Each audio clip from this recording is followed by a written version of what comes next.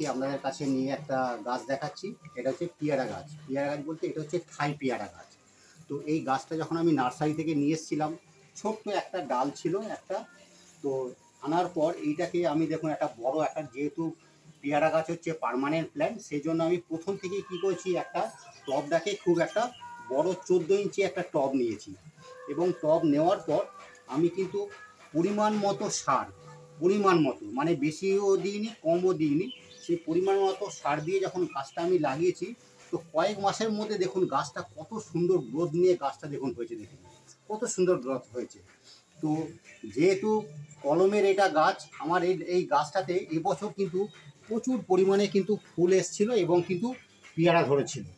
কিন্তু একটা জিনিস সবসময় খেয়াল রাখতে হবে, এই মুহূর্তে যদি আমি এই পেয়ারাগুলো যদি আমি গাছে নিতাম, তাহলে কিন্তু আমার এই গাছের গ্রোথটা কিন্তু নষ্ট হয়ে যেত। সেই জন্য কিন্তু আমি একটা পেয়ারাও কিন্তু আমি একটা ফুল বা ছোটো পেয়ারা কিছুই কিন্তু এর মধ্যে আমি কিন্তু রাখিনি, প্রত্যেক কটা কিন্তু আমি ভেঙে ফেলে দিয়েছি। কারণ হচ্ছে এখন যদি আমি পেয়ারাগুলো এতে নিতাম, তাহলে কিন্তু গাছের গ্রোথটা আমার কিন্তু নষ্ট হয়ে যেত, গাছটা কিন্তু ভালো মতো হতো না। কারণ যেহেতু আমার পেয়ারা গাছ পার্মানেন্ট, আমি চাই এতে আরও বেশি করে পেয়ারা ধরুক, আরও বেশি করে মানে ফুল আসুক।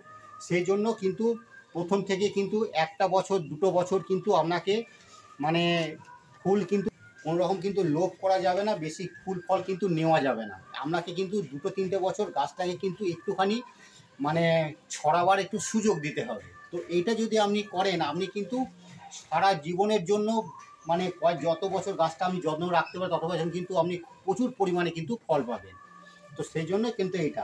আরেকটা ব্যাপার হচ্ছে, দেখুন এই গাছটা যখন আমরা টবে লাগিয়েছি বনসাই করে, তো গাছটাকে কিন্তু আমরা কিন্তু আর বাড়তে কিন্তু দেবো না।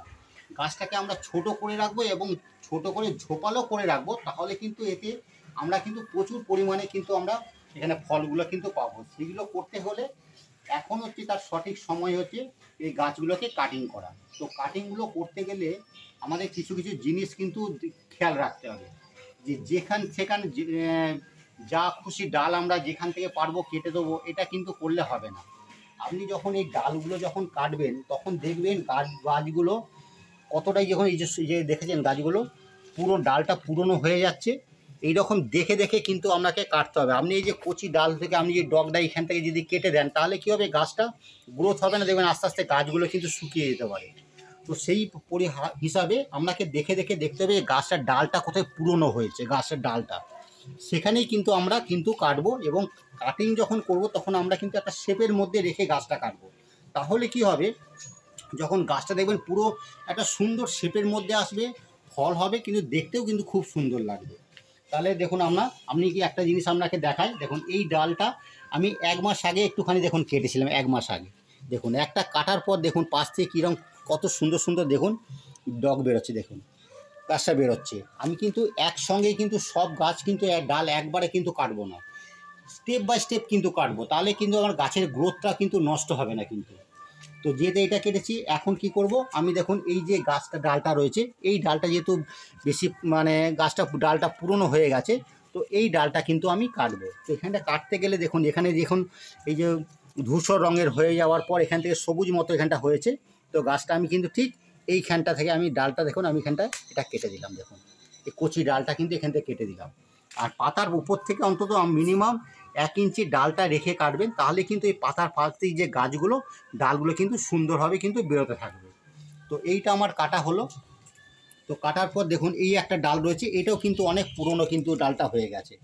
তো সেইভাবে কিন্তু এইটাকেও কিন্তু আমরা একইভাবে কাটবো। দেখুন আমার দুটো পাতার পার থেকে 1 ইঞ্চি মতো 1.5 ইঞ্চি মতো রেখে এইখান থেকে কিন্তু ডালটা আমি কিন্তু দেখুন কাটছি, দেখুন গাছটা আমি কিন্তু কেটে ফেলে দিলাম। আর এই যে দুটো ডাল আছে, এই ডালটা কিন্তু আমি এই মুহূর্তে কিন্তু ডাল দুটো আমি কাটবো না।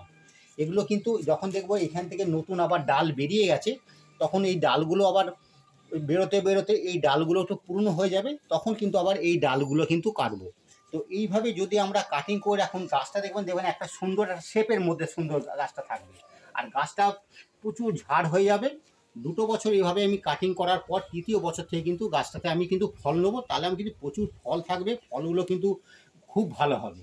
এইভাবে কাটিং করলে গাছ ভালো থাকবে, ফলও কিন্তু ভালো হবে। তো আর একটা ব্যাপার হচ্ছে, এই গাছটাতে যেহেতু আমি ডালগুলো এই মুহূর্তে কেটে কাটলাম করলাম, সেই জন্য কিন্তু আমাকে গাছের গোড়াতে কিন্তু একটুখানি সার খাবারটা কিন্তু এখন একটুখানি কিন্তু আমাকে বেশি দিতে হবে, কারণ যেহেতু আমি গাছটা কাটলাম, যাতে আমার তার জন্য গ্রোথ যাতে কিছু নষ্ট না হয়, তার জন্য আমি কিন্তু এখানে এই ডালগুলো কিন্তু এখান থেকে আমি দেখুন একটুখানি সার দেবো। সার বলতে একটুখানি গোবর সার দেবো, একটুখানি ভার্মি কম্পোস্ট দেবো, আর আমার একটু রেডি করা আছে খোল পচার জল, বনডাস্ট, সিঙের গুঁড়ো দিয়ে জল করা থাকে, ওটা হচ্ছে পার্মানেন্ট।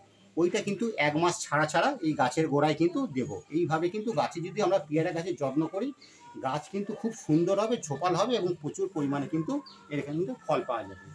তো এইটা, আর যদি আপনাকে বললাম, আর যদি কিছু রিকোয়ারমেন্ট আপনার থাকে তো আপনি আমাকে কমেন্ট করে জানাবেন। আর যারা এখনও সাবস্ক্রাইবার আমার চ্যানেল করেননি, তারা অবশ্যই আমার চ্যানেলটাকে এক্ষুনি সাবস্ক্রাইবার করে রাখবেন।